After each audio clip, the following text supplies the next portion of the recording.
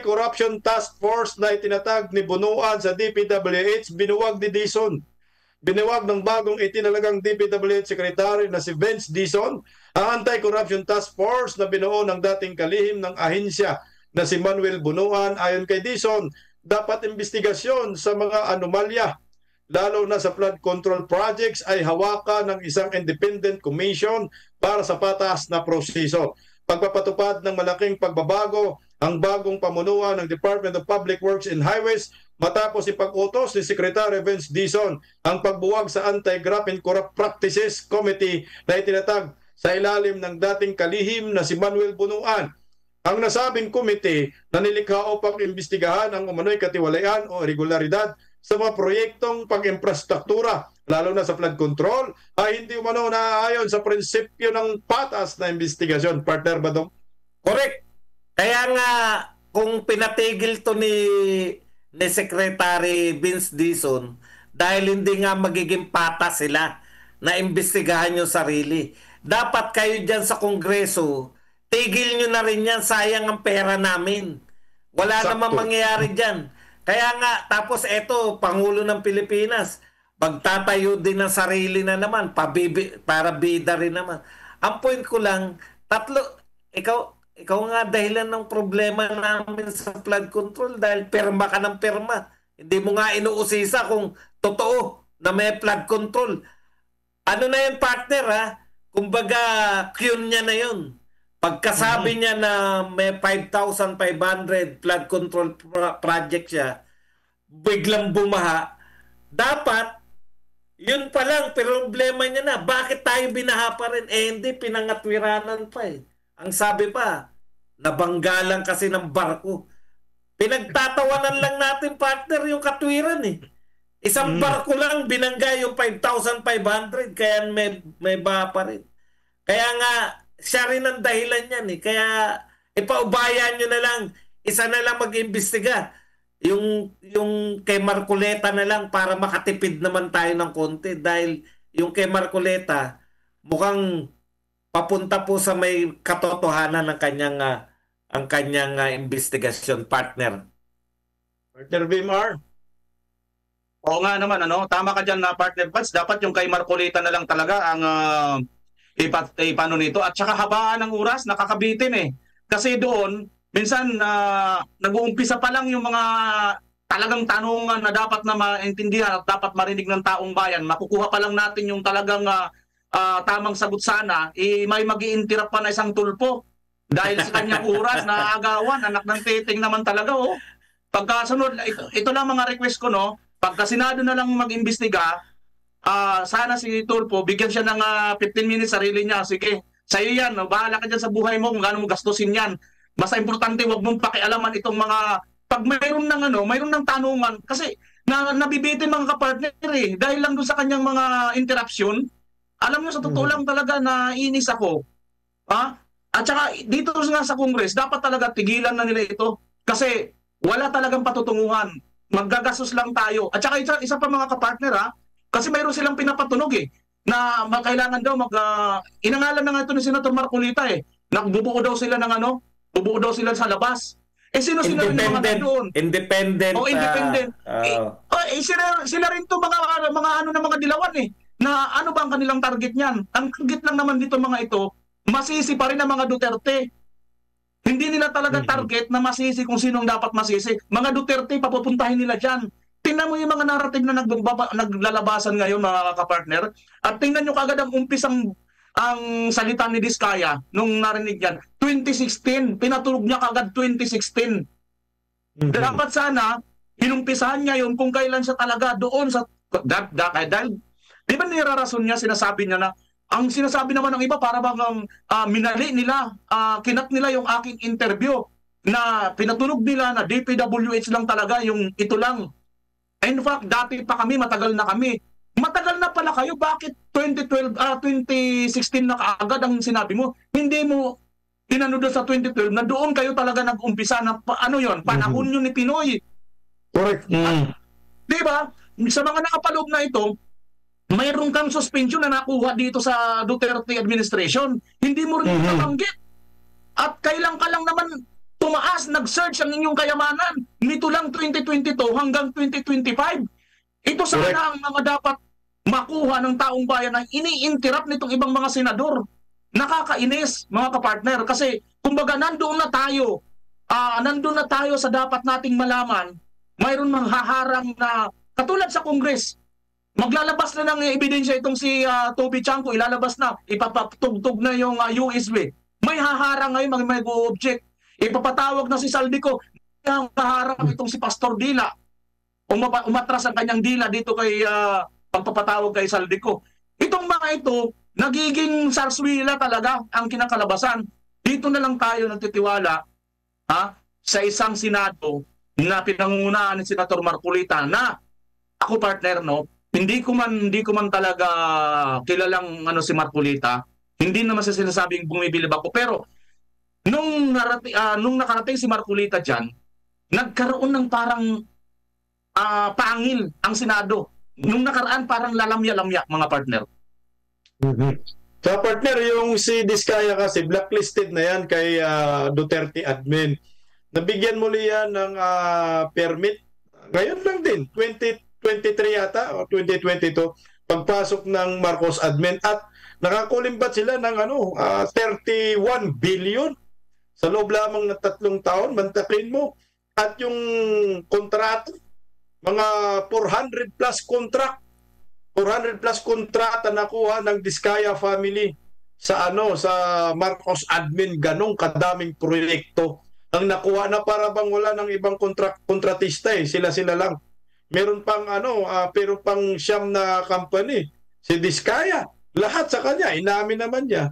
Yun yung masaklap ngayon kasi nga yung mga tunay na issue nalilihis. Wag naman sana itong si Diskaya na magamit ng mga galit sa mga Duterte na gawing parang props at para mapabagsak na naman ang pamilyang Duterte.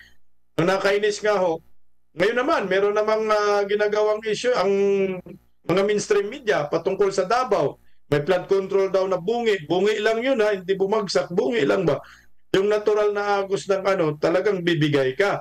Ngayon, ang nakakainis nga lang sa gobyernong ito, hindi po natutumbok yung totoong may kasalanan. Ang gusto ko talagang matumbok itong pamilya ni Saldico. Tingnan mo, Saldico, Sunwest, hindi yan may tanggi. Yung kapatid niya, Christopher Co, Highton. Yung Sunwest at Highton, pasok sa top 15, bakit hindi mabanggit-banggit? Sana mabanggit din nila yung Sunwest at Highton at si Saldico sa Senate investigation. Huwag po silang matakot. Huwag lang yung puro Diskaya kasi mas malala kay Saldico. Kay Saldico, aeroplano, kay Diskaya, mga sports car lang Tsaka matagal.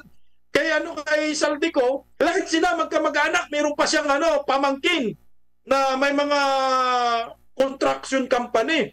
May kapatid pa, lahat sila government official. Kaya gusto ko po talaga, hindi ako masyado interested kay Diskaya. Mas interesado ako kay Saldico. Kasi ang sabi ni Vice President Inday Sara, si Saldico at si Tambaloslos ang may kontrol ng pondo ng bayan. Ngayon nga bakit hindi mabanggit-banggit yung mga muklo na yan, yung mga uplok na yan, dyan sa investigasyon? Banggitin nyo isa-isa yan at ipatawag nyo sa investigasyon na yan. Dahil ang utak talaga nito yung dalawang magkaibigan. Sinabi naman ni Saldico si Martin Romualdez at itong si Saldico. Sunwest Corporation, hindi masyado nag-isa. Highton, ano po ang nangyayari? Yan, lahat konektado sa pamilyang ko. Partner Badong? Magpasalamat muna tayo sa pakulay ni Janet Roche. Ayan, maraming salamat. Ang sabi niya po, nananawagan na si Ka Eric ng People Power. Yan ang magandang ideya. Wala nang iba para mahinto ang pangungurakot. Maalis sila sa pwesto. Mabuhay, Guapitong Birada Aguila. Ayan, kahit papano, partner, sa init ng ating diskusyon, nababati pa yung ating pagiging guwapito. Thank you very much. para naman mapasaya tayo ng konti ng mga to. Partner, banggit sila ng katiwalian nung panahon ni Tatay Digong sa flood control. Actually, hindi nga nila sinasabi. Ang sinasabi nila, ipaliwanag muna ni Digong yung 13,000 na flood control nung panahon niya. 13,000 nung panahon ni Tatay Digong. Ang dami pala, partner. sa kakaunting budget, ang daming naipatayo. Hindi ba nila naisip yun? 13,000 partner. Ilan ang... Oy, ang dami niyan. Pakulay. Basahin mo na, partner. Dami. Alex Celestial. Naku, ang laki nito. Ngayon lang ako nakakita ng ganito kalaking pera. Pakape para sa inyong tatlo. Patuloy ninyo lang po ang pagpapalaganap sa katotohanan at paalalahanan ng kababayan. Ang sanhi ng korupsyon ay pahirap sa bayan. Yan. At saka si Lynn Albano. Ayan, maraming salamat po sa mga nagpapakulay. Tuloy ko lang, partner, ha? Kung talagang may... Partner Badong, ang sabi niya, Duterte pa rin. Ayan. Duterte pa rin. Partner, no? Nung panahon naman ni Tatay Digong, kalaban niya lahat ng mga media, mainstream media, partner. Ni isa sa kanila, wala naglabas ng mga peke ng Ghost Project. Correct. Diba? Ni isa sa kanila, walang naglabas ng mga nagigibang mga infrastruktura. Correct. Ibig sabihin, nililis talaga nila. Kung kalaban mo yung mainstream media, talagang kung ano-ano lang nga binubulat-lat ng mga yan, kahit walang katuturan, partner. Pero sa infrastructure, partner, wala silang masabi.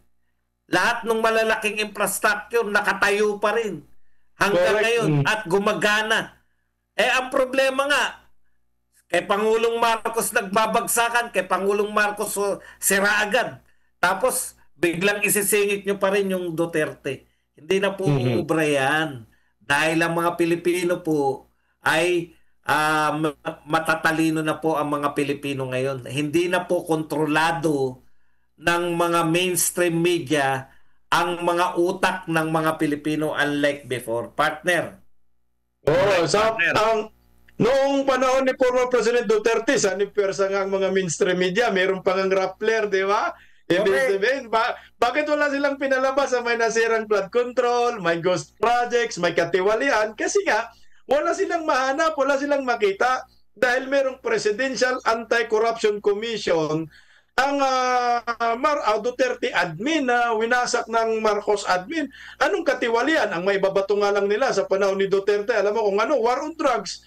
War on drugs lang. Yun lang ang kaya nilang i-issue kay former President Duterte. At hindi katiwalian yun, partner. Yun ay magandang proyekto sa nakakarami.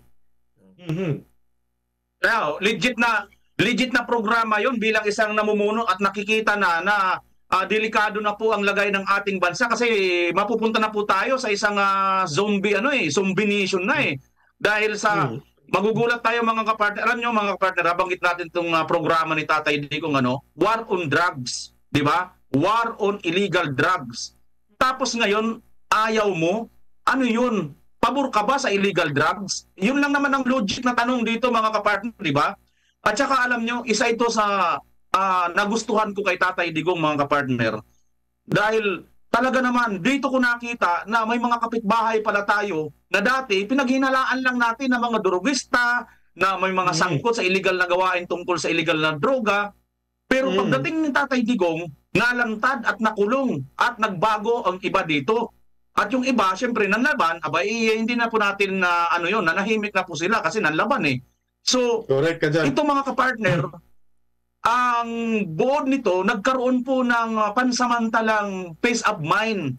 Ang ating mga anak, tayong mga magulang, na ang ating mga anak pag nagtatrabaho sa labas, pumapasok sa eskwelahan, dumarating na mga 10 oras ng gabi, madaling araw, hindi tayo nangangamba nung panahon ni Tatay Digong dahil mayroong programa si Tatay Digong. Una, yung mga curfew, at yung mga tukhan kasi karamihan mga partner, yung mga piti-piti karamihan na yan, dahil yan sa mga ipinagbabawal na droga kahit ano yan Correct. Yan sila nagmumula So dito pa lang, na-address na kaagad ni Tatay Digong yung isa sa maliit, sabihin pa lang natin, isa na sa pinakamaliit na problema ng mga mamaliit na mga mamamayan katulad natin. Kaya, dahil dito, naramdaman natin ang mga nagawa ni Tatay Digong. Kaya hindi tayo basta buwibitaw. Kasi nangyari na itong mga kapartner, itong mga dilawan at itong mga pulahan, dati na silang nanungkulan, paikot-ikot na lang sila dyan, pabalik-balik na lang sila, palit-palitan na lang sila.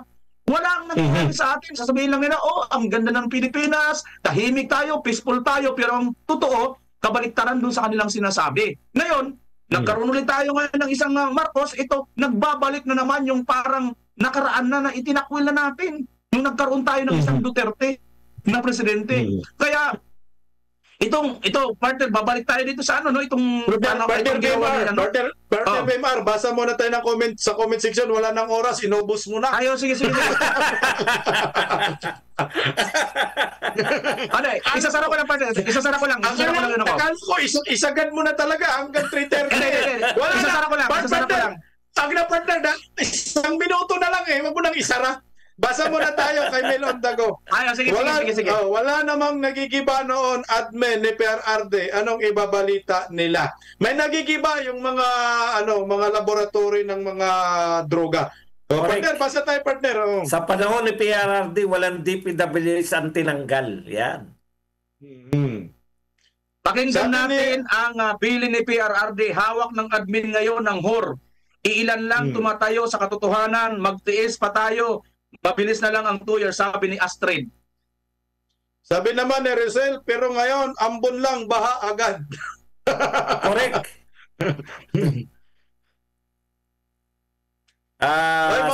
Eric Gercio, mga kabirada, totoo bang ligwak na si Boying Remulla sa shortlist sa ombudsman? Pagka nabalitaan namin yan, masaya tayo dyan.